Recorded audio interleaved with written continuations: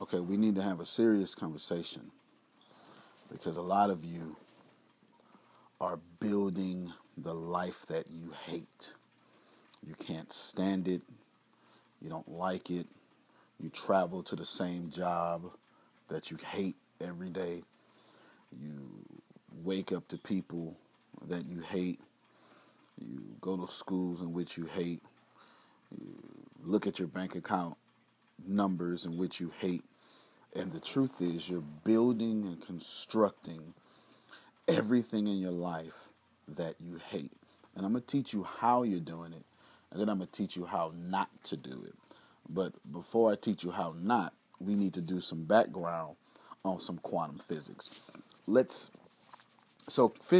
physics is the laws, the construction of our reality. You don't get to deny physics, even if you're religious. Okay, you don't get to not agree with science. I understand we have folk out there that do that. I get that it's popular to argue against religion or science. I totally get that if you're all science, you hate religion. I totally get that if you're all religion, you hate science. And I'm not here to argue those two sides right now. Maybe that'll be another video. Here's what I am going to tell you, that both sides can learn from the other. And so let's take a scientific approach to how you are literally destroying your life. Now listen, I need you to clear your head. I need you to lift your fertile soil to the top of your head. I need you to listen to me. I need you to hear me without all your egos. At least let me plant the seed, because we're about to get complex. Quantum physics is the most accurate physics in which we have thus today. And it's really a science we had to create or invent or discover, whichever word you want to use. It's a little bit of all three of them. To explain things that occur in the molecular world of things. Newtonian physics, classical physics, they govern the big things, but quantum physics really discusses how things work once you split atoms, and a whole lot more than that. But I'll just leave it there. Quantum mechanics is something that you live with every day and you don't even realize it. Every time you swipe your credit card at a Walmart, or every time you put your CD in the CD player, those are quantum mechanical effects, okay? Now, here's what I want to get you to understand. That your subconscious mind is always taking in far more than your conscious mind is perceiving. Listen to what I'm saying. You're perceiving everything you want to perceive, whether you like that or not. Your subconscious mind is driving your conscious mind. Listen, if you hear me slow down, if you hear me repeat something, it's because you need to catch it. Your big mind, your subconscious mind, the mind that is subconscious, the mind that you can't control so easily, that mind is powering your conscious mind. Let me prove it to you with a few examples. What does the room you're in right now, what does it smell like? You see how I paused there? See, you forgot all about the smell of that room. Now, the truth is, when you woke up this morning, or when you walked into work, or whatever it is, when you first entered into that room, you smelled that room. And then your conscious mind said, well, I don't need this anymore. I don't need to smell. So let me push this smell to the back and let me concentrate on what I need to concentrate on, whether that be grading papers or talking, having a conversation, or even listening to me via this video. Your conscious mind said, no, I don't want that information. So let me filter that, and then I'll concentrate only on what I need to concentrate. So the smell of the room fell away. Now, you have to ask yourself you have to ask yourself the question, did the room stop smelling, or did you simply just stop smelling it? And you have to face the fact that the truth is, the smell of the room never went away. You just simply stopped smelling the room consciously while your subconscious mind was always aware that the room smelled like cookies or perfume or whatever it is that your room smells like. Okay? Now, here's what I'm trying to get you to understand. Your subconscious mind was always taking in, and I'm going to mess up the numbers here a little bit. I'm going to dumb down the numbers so you can understand. Your subconscious mind is always taking in 200 gigabytes of information. Now, I'm messing up these numbers because I just want you to understand.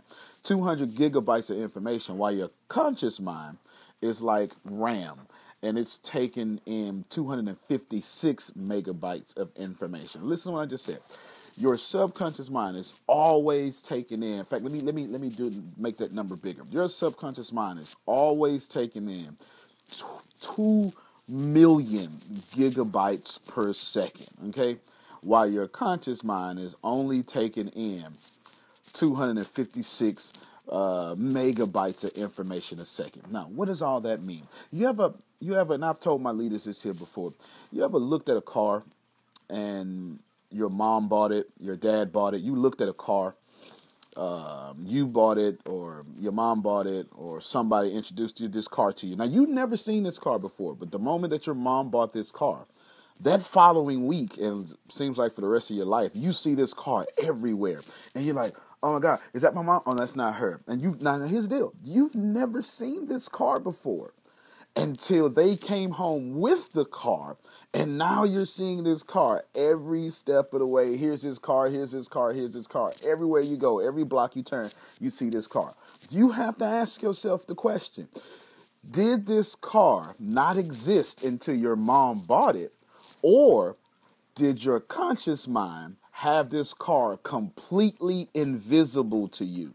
And this is the background that I need to give to you of how you are constructing your own failures. So listen to what I'm saying. It is so easy to understand this here. And I don't mean that to be condescending, but you have to listen to what I'm saying. You never saw this car, but that car was always there. But to your subconscious mind, it was completely invisible. You literally walked past a 2-ton vehicle your whole life, and your conscious mind never let you see it because you never had a frame of reference for it. Let's see if I can make this make more sense. You see an animal that you've never seen before, and your brain goes, I don't know what that animal is. I have no idea what this animal is. It looks like a, and then you say whatever it looks like.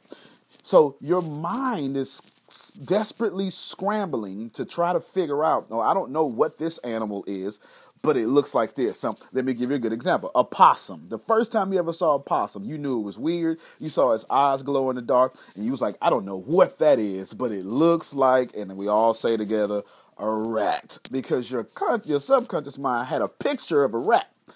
And it knew this doesn't fit it, but it looks something like this. All right. All that information out of it. Now I can get to what I wanted to talk to you about. You need to understand that your subconscious mind is running everything in your life. This is the reason why people tell you to say affirmations and things like this, because they're trying to change the big wheel of your mind more than the small wheel that you keep giving credit to. I need you to understand that everybody listen to me. If you don't like your life, it's your fault. If you don't like what you have, it's your fault, and you can change it. If you love your life, it's your fault. If you love what you have, it's your fault, and you can keep that and enhance it, or you can change that as well. Listen to this. Listen to this here. Every morning you wake up, every single morning you wake up, for a split second, 2 seconds, a minute, 2 minutes, 3 minutes, you have no idea who you are. Listen to me. Listen to me. Listen to me well. Your subconscious mind has literally erased every single thing about your reality. And your conscious mind is sitting there. Well, excuse me. Your conscious mind has erased every single thing about your reality. Your subconscious mind keeps some things there. The floor doesn't necessarily exist. Quantum physics, now it gets a little weird here, until you make the floor exist with your mind. This is called conscious observers. In quantum physics, basically it says that reality cannot exist if the conscious mind doesn't enter into it. Now listen, because I don't let me lose you. Reality can't exist until your conscious mind enters into it. So for you religious people, because I see you online, you religious people, let me say it this way, the way you would understand it, the way you would love it and appreciate it. So as a man thinketh, so is he. Basically, your reality is constructed by whatever you think. Basically, whatever you hold up here, you're going to hold right here. It's very simple. So as a man thinketh, so is he. Seek ye first the kingdom of heaven, and I'll add all these things unto you. Whatever you say on earth will happen on earth. It'll be about all these things that you love to quote. They're pretty much saying the same thing. However, that's not my argument for the day. I need to show you how you're constructing your own bad reality. You're forgetting every morning who you are. And you literally have to get up, especially if you're in your 30s and your 40s now, because you don't get up as fast as you used to. You know, remember when we was 18, I wish I had somebody. We used to just jump out of bed. Now we got to think ourselves out of bed. Maybe that's just me. I'm not the spring chicken that I used to be. However, you get up, you jump up, and you get up, you jump up, and you think to yourself, all right, what's going on today? Here's what most of you do. You don't like your life. God or science or religion, whatever it is, has allowed you, hey, Naomi, good to see you. God or religion or science has allowed you, whatever you want to call it, to forget what you are. And here's what you do. You literally construct everything you hate about your life, and you reach all the way back. Okay, so you see my hand. You reach all the way back, and then you say, "Let me pull back into my reality what I hate." Let's see if I can break it down this way. You mad at your wife. Now you done went to sleep, and you done woke up happy. And then you turn around and you look at the bed and you remember, or you look at her in the bed and I'm mad at her. And you go, ooh, I'm mad at her. Let me pick that back up. Put it where I want it. Ooh, I'm angry with, I hate my job. Oh, okay. You were happy, but now I hate my job. Let me pull that back into my reality. Ooh, I'm in overdraft in my bank account. Okay. Let me pull this here. There's overdraft. Let me snatch it.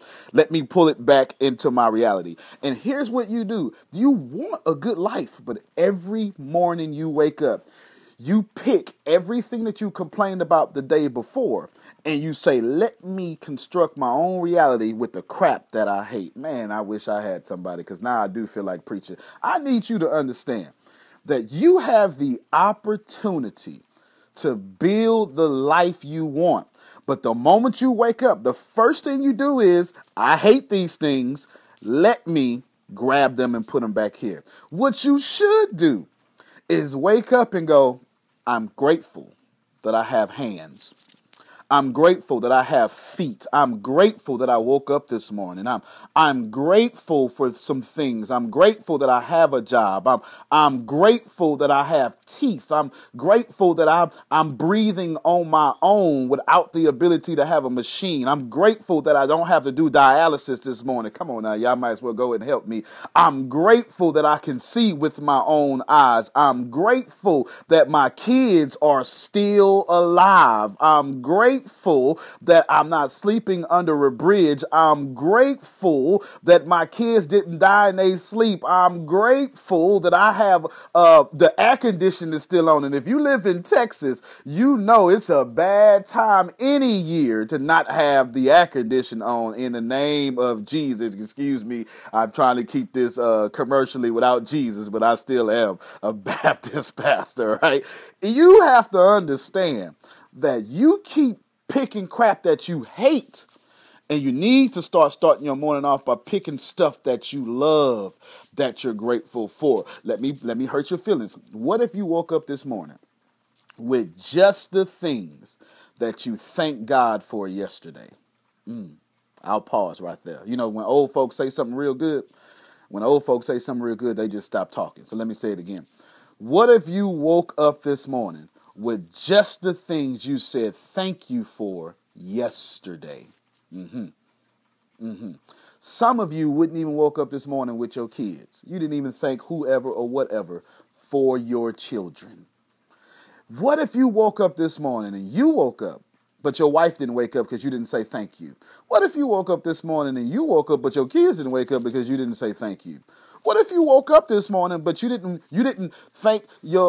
be grateful that the fact that your brain works, so you woke up, but you were a vegetable? Either way, however you want to look at it, scientifically, religiously, philosophically, you keep constructing the things about your life that you hate, and you only doom yourself to repeat the things in your life that you hate. Here's a great way to say this here. Some of you right now, you're pissed off. Okay. Now excuse me, but I got to get on your level. Some of you right now, you're pissed off about stuff that happened yesterday. Now that don't make sense, because here's the deal. That's yesterday. That was 24 to 36, almost 48 hours ago. 47 hours. That some of y'all still mad about stuff that happened in January. And this is September. So some of y'all are literally reaching back 9 months and saying, you know what? I could be happy, but I'm going back 9 months in time, and I'm going to take this here, and I'm going to put it right here in my reality so I can live a poor life today, because in January, this happened to me. In January, she made me mad. Here's how you know I'm not lying. If you happy and somebody walk into a room and they alter your mood and make you uncomfortable or angry, yeah, you reach far too back. You reach way far back. If you were happy, holding a conversation, and you were laughing and joking, and you were like, oh my God, I'm having such a good time. It's so funny. It's so good. And then somebody you don't like walked in the room and they made you uncomfortable, you are doing the wrong thing, boo-boo. You need to stop that right now, because nobody on planet Earth should have power over you in which you can look at them and they alter your mood today. I wish I had somebody. Come on, you might as well go and get with me, because it ain't going to get much better than this here. You reaching back to whatever. Now, they done bothered you back in high school. You ever walked in Walmart and you couldn't remember somebody's name? You just remember that you didn't like them? Come on now. You know what I'm talking about. Like you went all the way back and you was like, oh, I don't know who that is, and I sure enough, I don't like them. And you had to go all the way back in your head to remember why you don't like them. And here's the deal. All that affected your life right now. So it's simple. You want to live a good life? Stop reaching back to crap that you're complaining about today. You're complaining right now about stuff that did not happen today. Like, I want you to listen. I want you to think, like, wherever your time zone is. I'm in Houston, Texas area, so it's like 9 o'clock here. So I want you to think about the last 9 hours of your life. Are you mad about the 9 hours or something that happened far before the 9 hours? If you are mad about stuff, if your life is being affected about stuff, if your happiness is being affected about things that did not happen today, you are literally squandering today. I'll say that again. You only have today. You don't have tomorrow, and yesterday don't even count anymore. You don't have tomorrow. Tomorrow does not exist. It is something that you can't control. It does not exist. You can do nothing about yesterday. If you're religious, biblically, it's like spilling water and then trying to recollect it back. And you can't do anything about yesterday, and you can't do anything about tomorrow per se. You can plant good seeds today, but you can't reach into tomorrow and handle tomorrow. The only thing that you have is today. And if you done spent 9 to 10 hours of your life pissed off today and ain't nothing happened to you today, you're the problem. Come on, man. Listen, if you are mad right now, if you are sad right now, if you are ill-affected right now about something today and it didn't happen today, you're the problem. It's not them. You can't keep blaming them. You are the problem, not them. You are the problem. Nobody else can make you plant seeds that are unworthy of you. I can cuss you out all day long. You don't have to let me cussing you out affect your life. You cannot control people. You can only control your reaction to them. So listen, if you spending your life right now and you're angry, if you went, okay, so you woke up this morning in overdraft. Okay, I understand. I get it. I feel bad for you. But you were in overdraft yesterday too. At some point you need to go ahead and get over it. Come on now. If you like some of you right now, you suffer from low self-esteem. And that's not okay, but I'm very empathetic towards this issue. You suffer from low self-esteem, but here's the deal. You suffer from low self-esteem about something that happened to you in the 3rd grade. Some of you right now, you don't even like to walk around barefoot because somebody done told you you have ugly feet. And you 35 years old now, but they told you that when you were 6, and you didn't pull from 1997 all the way into 2016. Somebody done told you how you can't read because you was stumbling trying to read the King James Bible out loud when you were 6 years old and the kids laughed at you. And all of a sudden today, you don't like reading at all because what somebody said to you in some small church in Sunday school that is completely irrelevant to your life today. You gotta stop. Just stop it right now. Stop it. Just stop it. Just stop. You have to stop letting past things affect your life today. You just stop it. Stop. Just stop. You overweight. Okay, you sure look real good being overweight though. Just because he didn't like you being overweight doesn't mean that the next person is not going to like you being overweight. Come on now. There's a man out there that like every bump, dimple, curve, and stretch mark on your body. And you need to stop letting what that other man said to you. And he said it, he ain't even cute. Lord have mercy. I'm doing too much right now. Listen, you need to be able to start constructing your own positive reality today. Back to quantum physics, and we end this video. I need you to understand this here. Every morning you wake up.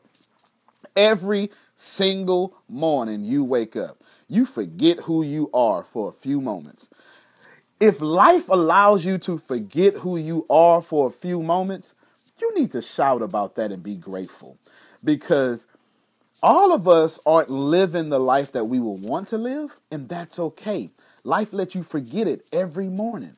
And since life lets you forget it every morning, you have a new opportunity to build the life you want.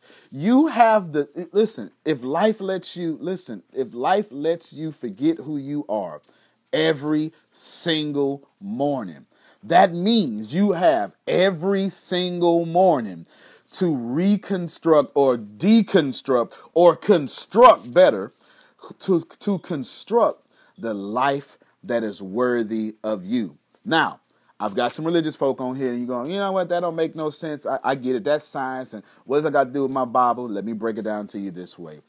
Morning by morning, new mercies you receive. So if you are allowed the opportunity to forget from quantum physics perspective who you are so you can rebuild a new one, morning by morning, new mercies you receive. That's mercy. And you have the right to construct a life that's worthy of you. So I ask you, final question. Are you living a life that's worthy of you? And if the answer is no, stop constructing failures that are not worthy of you. Stop being sad about stuff that happened in 2003. Let them people go. They are not even thinking about you, and you've let them define your entire life because you pissed off. That makes no sense at all. When is now? When is a good time to live a life worthy of you? Because if you're not happy, what else is there? If you receive it, if you like it, if you hate it, drop a comment, share it on your personal page. We'll be back tomorrow.